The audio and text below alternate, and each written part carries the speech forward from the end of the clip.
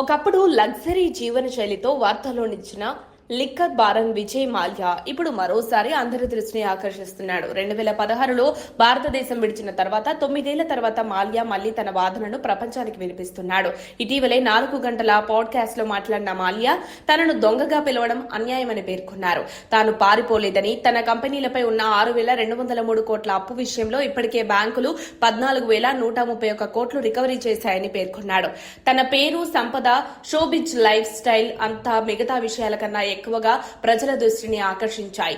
మాల్యా చెబుతున్న దాని ప్రకారం రుణాలు తానే కాదు తన కంపెనీలు తీసుకున్నాయట. తాను కేవలం గ్యారంటీ ఇచ్చిన వ్యక్తి మాత్రమే.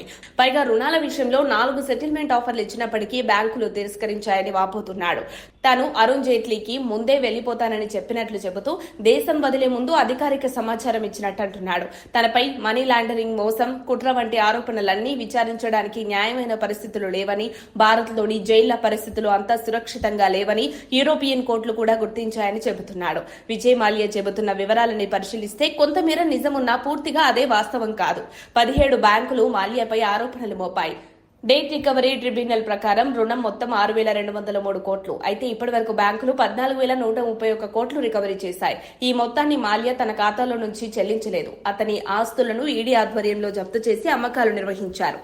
ఈ విషయాన్ని కేంద్ర ఆర్థిక మంత్రి నిర్మలా సీతారామన్ కూడా లోక్సభలో ధృవీకరించారు. యూకే కోర్టు ఇప్పటికే మాల్యా ఎక్స్ట్రాడిషన్ కు 2020లో ఆమోదం తెలిపింది.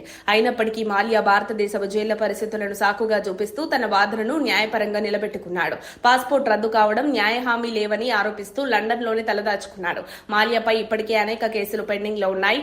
ఈడీ, సిబిఐ, సెబీ వంటి సంస్థల విచారణలు కొనసాగుతున్నాయి. మాల్యా ఫ్రాన్స్ లో 35 మిలియన్ యూరోల విలువైన స్థిరాస్తి కొనుగోలు చేసినట్లు సిబిఐ తెలిపింది. ఈ ఆస్తిని ఫ్రాన్స్ ప్రభుత్వం సీజ్ చేసింది. మరోవైపు 2023లో సెబీ మాల్యా అతని కంపెనీలపై 3 సంవత్సరాల నిషేధం విధించింది. భారత మార్కెట్లలో పాల్గొనకుండా చేసింది. మాల్యా చెబుతున్న విధంగా ఆయన స్వయంగా 14,000 కోట్లు చెల్లించలేదు.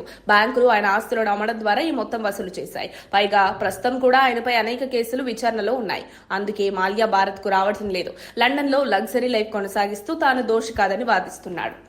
కానీ భారత చట్టాల ప్రకారం మాత్రం అతనిపై కేసులు ఇంకా కొనసాగుతూనే ఉన్నాయి. మరిన్ని అప్డేట్స్ కోసం మా కాయ్ టీవీని సబ్స్క్రైబ్ చేసుకోండి. మా వీడియో కనుక మీకు నచ్చినట్లయితే లైక్ చేయండి, షేర్ చేయండి.